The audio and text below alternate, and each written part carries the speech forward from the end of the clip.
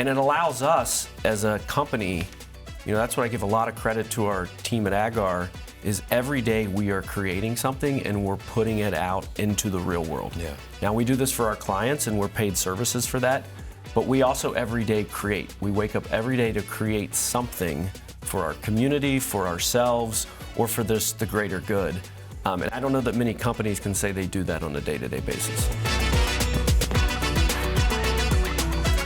We are joined by the founder of Agar, which, if people don't know that by name, is an experiential marketing firm. You guys are behind, like we named before, things like Blink, Ghost Baby, some of the coolest visual things here in town. I feel like you're a really busy guy. I'm glad to have you. Occasionally, but I'm glad to be here, Jack, and appreciate you spending the lunchtime with me. Yeah, and talking likewise. a little bit about Agar and the projects we're up to. So thank you. Do you find yourself still needing to define to people what experiential marketing is? Still to a big degree, yes. Mm-hmm. We do have to define experiential marketing, but at the core, it's how you make someone feel. Yeah. I think every brand, the segment you did earlier on brands, whether it's Skyline or Graders, there's a feeling that's tied to each of those. Yeah. There's a feeling that you have when you walk into a Graders, or a memory that you have with your family. And that ultimately is what experiential marketing is just making you feel and remember something. Yeah, and the idea of playing up emotional ties for a product or an event or a city, that's not the oldest marketing thing in the world, but it's not the most recent thing in a while. I mean, what's his name on Mad Men was starting to do that, at least on the TV show. Well, yeah, I mean, you go back to even, I always look back at the circus, right? That's always this inspiration. Yeah. That was an experiential marketing campaign that came to a community because it was based on an experience and how you made people feel. And there's, obviously a history and traces back to the circus here in Cincinnati. In Terrace Park, the elephants that used to roam through Terrace Park. I mean, that's rooted in experience. And the circus is something I've always studied and been admired with over the years. Does that get into the Barnum stuff too, as far as being sort of a huckster type? I don't know so Not much that you are, but I mean, about that piece. But there was definitely, there's characters. There was definitely showmanship in that. And there's definitely a moment in time. And if you look at how, the circus market itself, the circus was coming to town. Right. And then you look at how Cirque du Soleil was rooted in street performers. Okay. And very grassroots, and now it's expanded to be this huge empire, really focused around experience. And that's what we set out to do in any small or large project that we're involved in. And you guys have taken on a number of projects over the years, whether people realize that they've seen it or not. But you also do an interesting thing, at least as far as the defining sort of focus of what you guys are doing at Agar as a company and a guiding force. You're doing the experiential marketing, but there's a hospitality focus to that. And I was curious if you could sort of explain what that means. Yes, we believe right now, as the world's becoming more and more transactional due to AI and technology, that human experience inherently becomes more valuable. And what we believe is AI and technology is going to sit inside of everything. And because of that, there is going to be a layer on top of that called emotional infrastructure. Emotional infrastructure. Emotional infrastructure. And emotional infrastructure is really the combining of four things. One is experiential, an experience. Two is retail, which we define retail as any space or place. Three is there has to be a creator or artist or artistic endeavor behind it. Mm-hmm. And four, we believe every company is going to have hospitality as a service. It's super important. So when we look at the city of Cincinnati and we look at creating emotional infrastructure for the city, we do those four things. Mm-hmm. We look at the experience of the city. We create retail things in space and place like a Factory 52. We work with artists and creatives in Blink. And we also own and operate our own hospitality ventures. And we're not just doing corner bars. We want to create spaces that represent a world that we want to live in. And design and create moments that we care about and we believe the city deserves. And that's our hospitality arm. So if you look at Transept, we feel is the top wedding venue in the city. Ghost Baby and its allure of being 6 stories underground. And then our newest endeavor, Prim on 5th, is our portfolio, and we look to continue to expand that here and beyond. Yeah, for sure. Ghost Baby was such a big deal when it opened, in part because that happened. I know I think we have a picture. That happened right as COVID was going on. I can tell you, February 12th, we opened on February 12th, 2020, and we closed March 14th, 2020. Yeah. That was my first endeavor back in nightlife after probably a decade out of it. Was that disheartening for that whole thing to just kind of come crashing down right when things were trying to kick in? Well, I was like, I'd stay out of the industry and I open up and the world shuts down. Yeah. That affected our business. You know, when we're in the world of bringing people together and you say separate, that was a trying time, but it was also one of the times that we really dug in and really believed in our mission and core, and we just kept seeing it become stronger and stronger. Yeah. And that's where success came from. I think without COVID, I don't know that Ghost Baby would be as successful as it is. Interesting. Wow, what a weird turnaround. Absolutely. We reopened in July after the flurry of bars opened, and then the week after we reopened, the governor put the 10 p.m. curfew in that very next weekend. So we do all this energy to work, and we just said, F it. We're going to do live music 5 nights a week, and we just put bands together on stage that didn't even know each other, and they could just jam out. I think it helped rebirth jazz because it was just people that wanted to play music that couldn't, and they were just coming on stage and performing, and then we had an audience that wanted to see it. And suddenly the demand just grew and grew and grew, and it's like lightning struck in a bottle. So. Yeah, and when you talk, I think Ghost Baby is a really good example of what you're talking about with your company overall, the idea of having an experience. There's a vibe there. There is, and vibe can often imply like a casualness without a lot of thought, but you guys are putting thought into every little piece of furniture, every color of lighting, the layout, every little bit is specifically curated to make people feel something. Absolutely. We're doing all that in-house. Obviously, we work with an architect, drawing department, but everything from menu design to lamp on a table to lighting design is all done in-house by our creative team. And it allows us as a company, that's what I give a lot of credit to our team at Agar, is every day we are creating something and we're putting it out into the real world. Yeah. Now we do this for our clients and we're paid services for that, but we also every day create. We wake up every day to create something for our community, for ourselves, or for the greater good. And I don't know that many companies can say they do that on a day-to-day basis. Yeah, or at least not as intentionally, maybe. You guys are playing a role in designing the city, having a say in what the city looks like and how the city feels. Yeah, I feel it goes back as we are one of many, but I do feel we are part of the emotional infrastructure of the city of Cincinnati. Speaking of emotions that people feel in the city, obviously Blink is a tremendous project that you guys work on with the chamber. Yep. There's a ton of work going into it right now. It's coming up in October. Yep. Is it difficult to think about trying to one-up yourself at subsequent Blinks, or is it not even about that? I don't think anymore it's about one-upping ourselves. I do think it is about protecting the experience in the moment that we've created. Mm-hmm. I do think there is almost a big burden every 2 years when it comes about 3 months out. Yeah. There is the kind of, hey, how's this going to go? And as we put the map together, and do we, is it done right? But it's often like, I compare Blink to a wave, right? Like if you try to, as a producer or a creator of the experience, if you try to stand in front of that, this big wave coming at you. It's going to completely run you over. So at some point, and we're probably about 30 days from that, you just have to let go and let the show happen. Well, you certainly have a big team that's doing it, and obviously There's a lot of trust that goes into all these different moving parts. Yes, there's hundreds, if not thousands, of people that are working on this festival and this experience for our city, and it takes a lot. And it's definitely something we think is one of the unique experiences of not only of Cincinnati, but for the greater USA to say.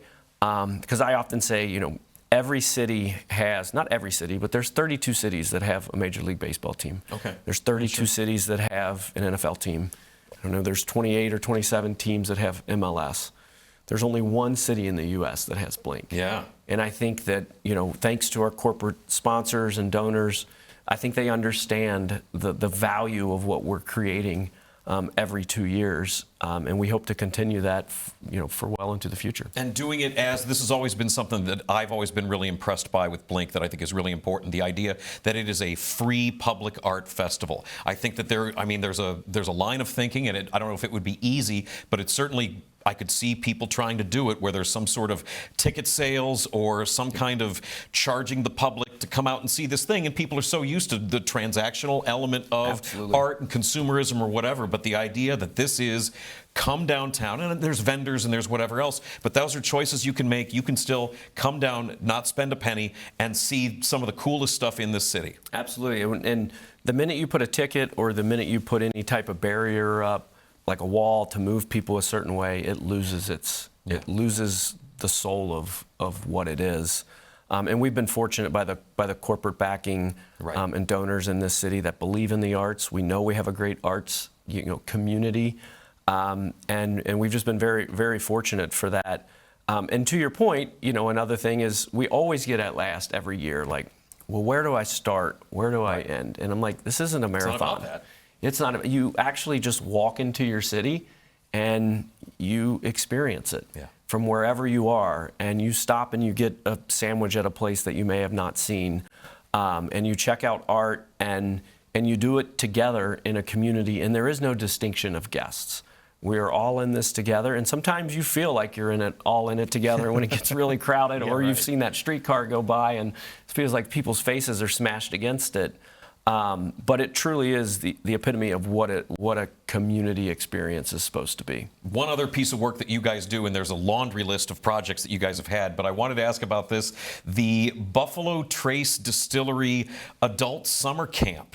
Yes. That is a thing. And did you guys design all the tents and the experience of coming to this summer camp with bourbon? Yes, we are working with Buffalo Trace on this experience. You have to sign up to win, and they're selecting 10 people to have an overnight camping experience at Buffalo Trace.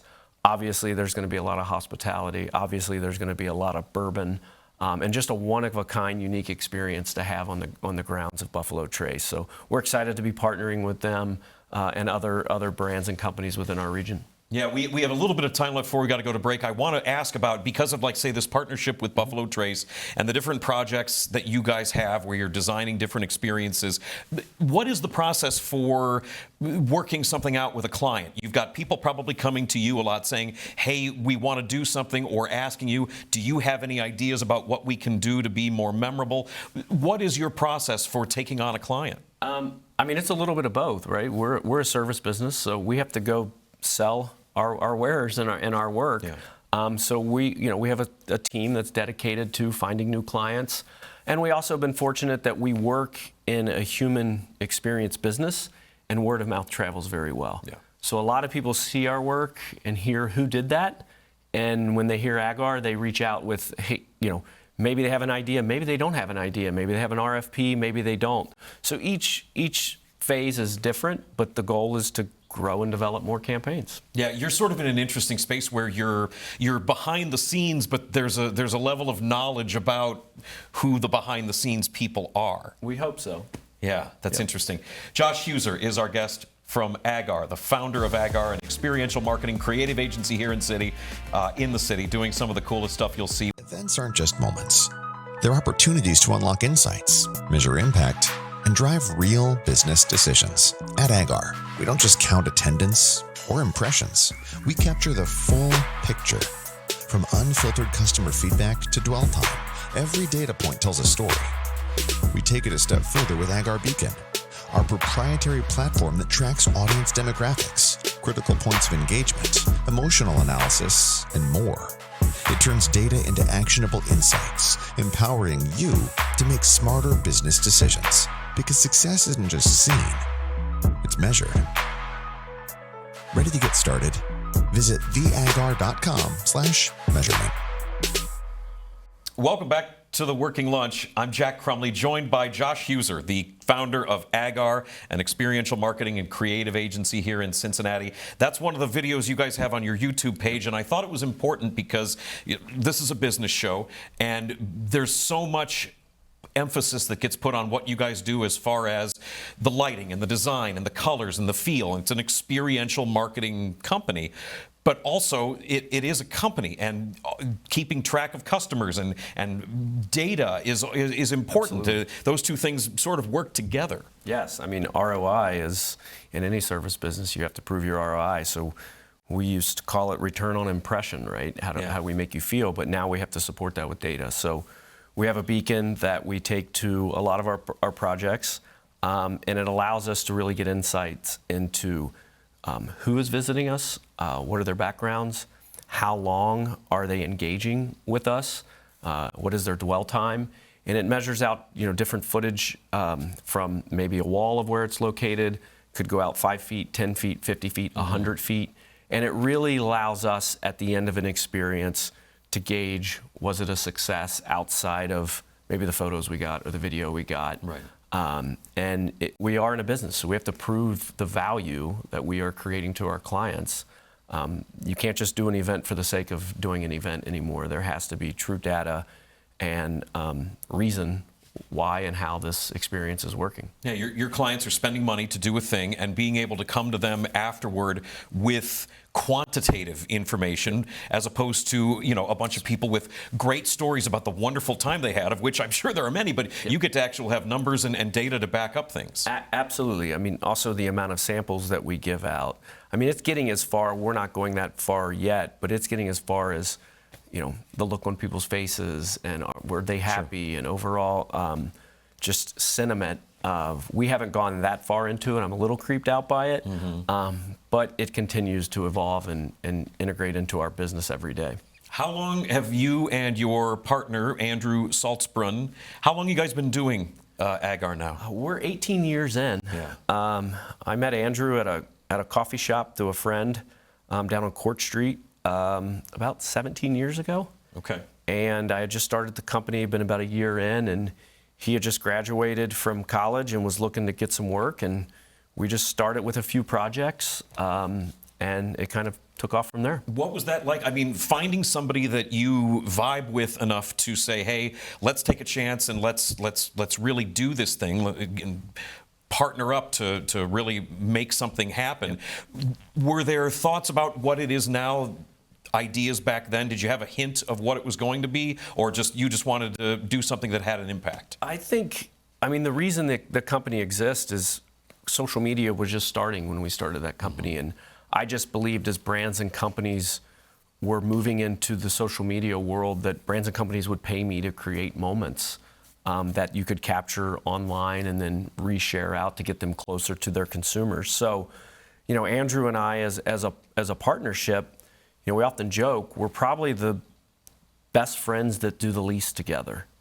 Okay. Meaning that we know each other very well, we see each other every day, but we necessarily don't go hang out bars together, nor has it always been like that. You're already hanging out all day. Yeah, and he kind of does. He's got his list of projects. We have our list of projects. We obviously share insights from one another. But it's been a good partnership, I think, because it's been based on trust. And also, I think we yearn for the same things. We want to have impact in the community, and we really thrive off of seeing people genuinely be excited and happy off of something that we've been able to create.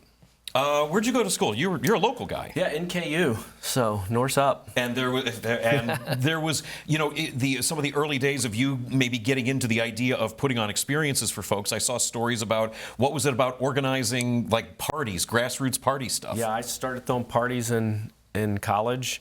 That's how I paid for part of my college. Was renting out bars on Main Street on Sundays when there was no school on Monday, and creating, economy through experiences. So was that a difficult learning curve, being a student in college and literally being in the party business? Was it tough to learn how to separate out the work from the fun? No, because school for me was always social. I probably wasn't the best student. I can't say that I was a 3.5 or 4.0 GPA. I graduated college. I probably hung out more in the cafeteria than I did the library. But I think college is a social experience anyway. And you gain a lot from it, aside from the education, the relationships that you build, the people that you meet, and the things that you wander into from a career. So very few college students, I believe, know what they want to actually be.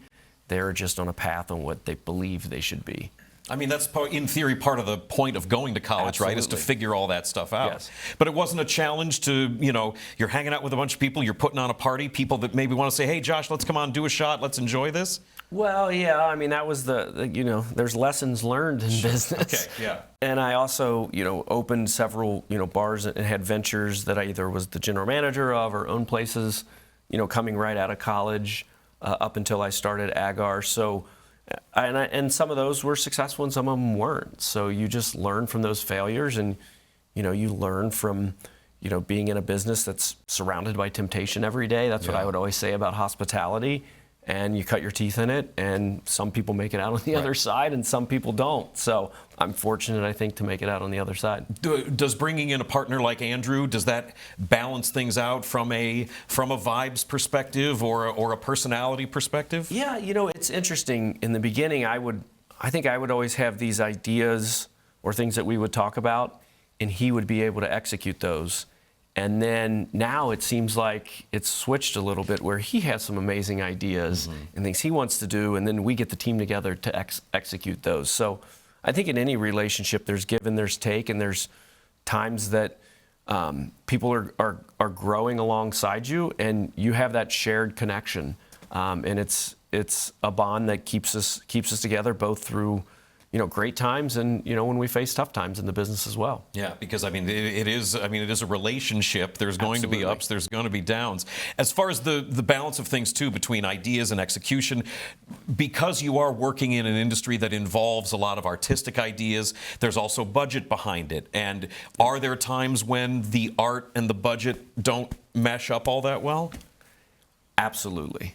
There are projects that we take on that are not about the margin or not about the financial outcome. It's about where is it going to take us. Okay. Little things lead to big things. We did a parking lot event with Landor during Cincinnati Design Week, which was the first projection in the city, which led to Luminosity, which that experience led to Blink.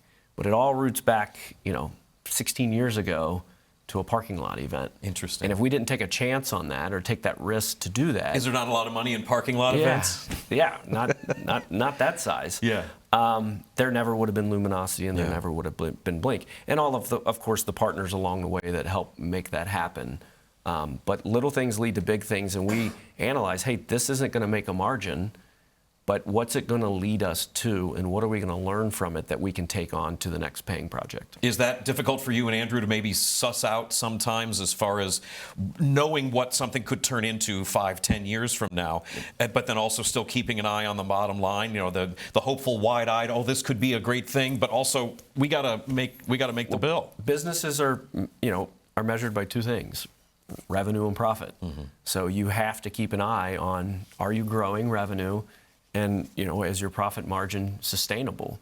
And that is something that we focus on every single month, every single quarter. Yeah. It's how we keep score in business, and it's the most important asset. And there are trade-offs, and there are discussions and understanding of, well, and we've lost money on a lot of projects. You look at Ubon Music Festival that we created for years, 4 years in the transit center, that was a lot of money that we lost as a company. And at some point you look at it and you're like, okay, the community is not buying into this, or we're just over aiming. Let's, all ideas, a good idea eventually has its runway or shelf life. And things can also still be considered successful, even if maybe they don't stand the test of time, right? There's things that you learn. A huge success. Right. It built our brand in a way, taking the underutilized transit tunnel and turning it into a hip hop and EDM festival. Yeah. People their minds were blown just on that. Conceptually now, I'm buying into this. It was this cultural relevance that happened in the city. On the back end, we lost money on it, but that is what it is, and you take risks to learn, pick yourself up, and go apply that to the next thing. I want to talk about a couple other projects. We mentioned things like Blink and Ghost Baby. You guys also have done some international work. I want to go to the All Nippon Airways installation that you did for them. This was at New York Comic-Con a few years ago, right? Yes. Tell me all about this. So we've been working with All Nippon Airways since before COVID. We actually did, in the middle picture there, we did a hangar party with Steve Aoki for the launch of his album back in 2018. And since then, we've just built a really good relationship with them. And one of their key focuses, we know that anime and Japanese culture is really big in the Comic-Con circle. Huge. So we've been taking them to the Comic-Cons in LA, New York, Seattle, I think San Diego, for about the last 5 years. Well, so San Diego's, I mean, it's New York here, but that's the big one, San Diego. So we build the experience, we ship it, we set it up every year, we man it, and they've just been a great client and a good client in our roster. So it's been fun. And is that one that like you go to them and pitch it, or are they coming to you and say, hey, we want this? That was a presentation that was by, we joined forces early on with another communications company out of New York that had come to us and wanted us to partner with them. And, obviously we build a relationship with the client, we stay focused with them, and it's been a successful relationship. We hope to continue that. Going back pretty much halfway around the world, if not maybe 3/4, we've got Vivid Sydney, which has such an interesting tie to what we do with Blink here. What is Vivid Sydney? Vivid Sydney is what we always looked at as the pinnacle festival of creativity. And in 2016, when we were developing Blink, we were fortunate enough, thanks to the Hale Foundation, to spend 2 weeks studying this festival in Vivid Sydney in 2016. And we've always looked at it as the pinnacle.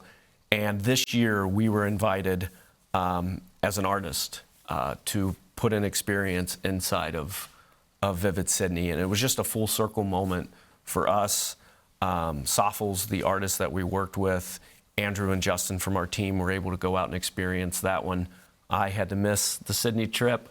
I tend to miss out on all the international travel.